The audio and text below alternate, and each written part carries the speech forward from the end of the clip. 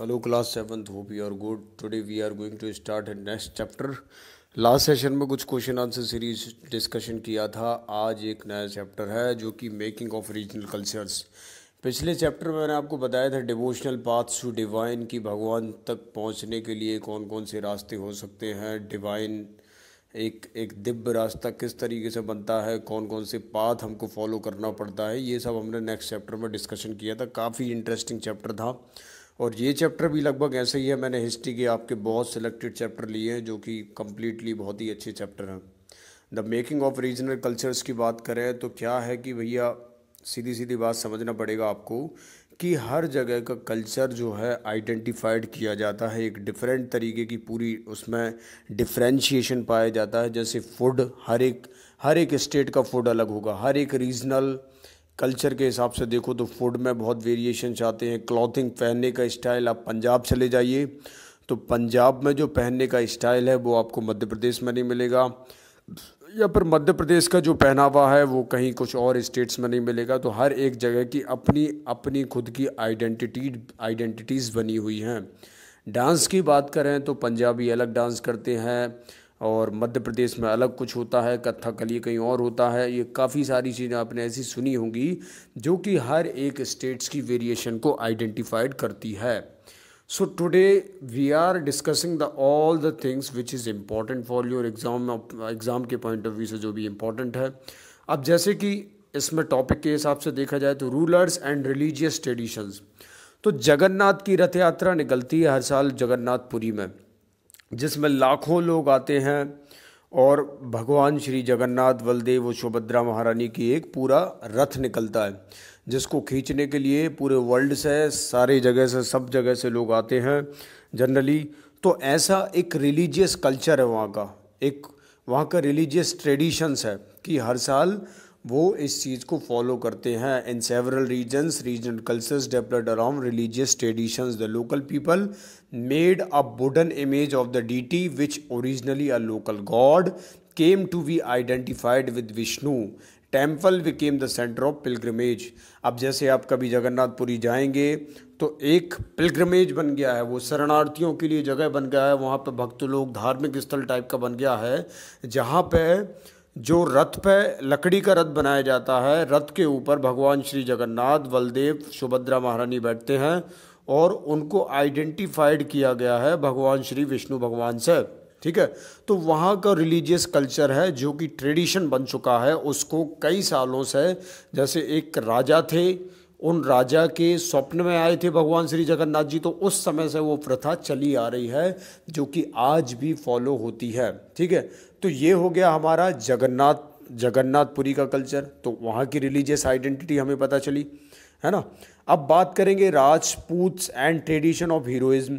अब राजपूत्स की बात करें तो in the 19th century Rajasthan of the today was called Rajputana by the Britishers. के समय से कहलाता है. There are many groups who call themselves Rajputs in northern and central India. में बहुत सारे राजपूत्स हैं जो कि अलग अलग आइडेंटिटीज से पहचाने जाते हैं. जैसे पृथ्वीराज चौहान उस समय पे काफ़ी फेमस थे. तो women had been given a heroic image since they committed self और सेल्फ इमोलेशन. उसके बाद बात करें तो द स्टोरी ऑफ कथकली. जैसे कथकली आपने सुना होगा कि भैया नॉर्थ इंडियन टेम्पल्स वगैरह में ऐसी सारी चीज़ें, ऐसे ट्रेडिशंस वगैरह फॉलो किए जाते हैं. फॉल्क डांस देते हैं, म्यूज़िक वगैरह उसमें इंक्लूड किया जाता है. Also developed various forms like qawwali and ख्याल, न्यू इंस्ट्रूमेंट सितार वगैरह उसमें इन्वेंशरी किया गया. ठीक है, तो ये सारी चीज़ों को इंट्रोड्यूस किया गया. One such dance was Kathak which was evolved in northern India. The Kathaks initially were a caste of story tellers in north Indian temples. ठीक है, फिर उसके बाद पेंटिंग्स की बात करें तो ट्रेडिशन ऑफ मिनिएचर्स हो गया. During the speed period one more tradition which deserves our attention is the miniature painting. Miniature painting are small size painting done in water colour on cloth और paper. ठीक है, miniature paintings वगैरह बनाई गई वहाँ का. जैसे देखो, मैंने आपको पहले बताया कि पहला का कल्चर जो था वो ट्रेडिशंस के हिसाब से बताया कि आपकी बात करी जाए जगन्नाथपुरी की तो वेस्ट बंगाल के आसपास आता है जगन्नाथपुरी. आपका भुवनेश्वर के आसपास जगन्नाथपुरी पड़ेगा आपका. ठीक है, तो वहाँ का ट्रेडिशन मैंने आप बताया कि रूलर्स का किंग्स जो ट्रेडिशन चल रहा था उसी को फॉलो किया जाता था. फिर कथकली के बारे में बताया. ठीक है, कि कुछ म्यूजिक्स के बारे में बताया, फिर डांस के बारे में बताया आपको, ठीक है, म्यूजिक्स वगैरह इंट्रोड्यूस हुए वो बताया, फिर डांस के बारे में बताया। अब मैं बात कर रहा हूँ पेंटिंग्स की। तो हम देख सकते हैं पेंटिंग्स में भी कि अकबर जो होते थे, जहांगीर जो थे, शाहजहाँ जो थे, वो हायर करते थे, बहुत सारे लोगों को हायर करते थे, हाईली स्किल्ड प्रिंटर्स को, कि उनकी जो मैन्युस्क्रिप्ट्स वगैरह होती थी, किताब खाना, उनको वो बढ़िया तरीके से सुव्यवस्थित ढंग से लिख सकें, बढ़िया तरीके से पेंट कर सकें, ठीक है। उनकी जो अकाउंट्स, जो पोएट्रीज वगैरह होती थी, उनको व्यवस्थित तरीके से बना सकें। इसके लिए वो काफ़ी अच्छे अच्छे लोगों को हायर, लाइक प्रोफिशिएंट लोगों को हायर करते थे। तो अकबर, जहांगीर और शाहजहाँ की बात हो गई। अब उसके बाद one of the most popular painting of the Himalayas region was बना बना भानुदत्त रसम मंजरी, ठीक है, भानुदत्त रस मंजरी की हिमालय रीजन की पेंटिंग्स की बात हो रही है। ऐसे छोटे छोटे क्वेश्चन 1 नंबर के जनरली कभी कभी आ जाते हैं कि भैया हिमालयस रीजन में कौन सी पेंटिंग्स बहुत ज़्यादा फेमस है, तो आंसर लिखना है आपको भानुदत्ता रसा मंजरी, ठीक है। उसके बाद डिस्कशन किया जाए तो the growth of regional language Bengal, ठीक है, रीजनल लैंग्वेज की बात करें तो बंगालीज़ वगैरह की में आ जाता है। बंगाल में जैसे मान के चलो बंगाली बोली जाती है, ठीक है, एमपी में कोई और बोली जाती है, भोजपुरी वगैरह यूज़ करते हैं जनरली लोग, ठीक है। तो रीजनल लैंग्वेज से भी ट्रेडिशन बनता है। Regional language is the language which a person speaks in a region, इस चीज़ को ध्यान में रखना है। It is generally assume that Bengali language is spoken by the people of Bengal. Bengali originated from Sanskrit but later on developed its own identity and literature. Early Bengali literature may be divided into 2 categories. The first include translation from Sanskrit epics and the second include Nath literatures, ठीक है।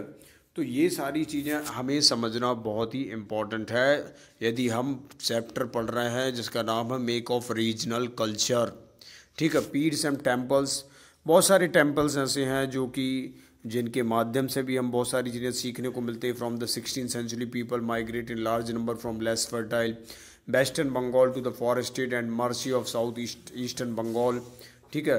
Regional culture today are often the product of complex process of intermixing of local tradition with ideas from other parts of सब continent.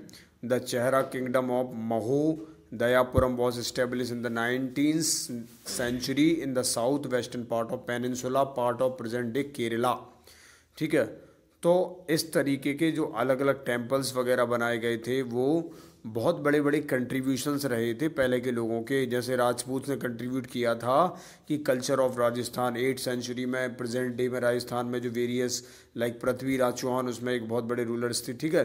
तो ऐसे जैसे वो उसकी पुरी की बता रहा था, तो पुरी में कौन था वो कौन थे वो अनंत वर्मान करके एक थे, ठीक है। मुझे जहाँ तक याद आ रहा है उनका नाम अनंत वर्मान था, जो कि गंगा डायनेस्टी के रूलर रहे थे। 12वीं सेंचुरी की बात है ये।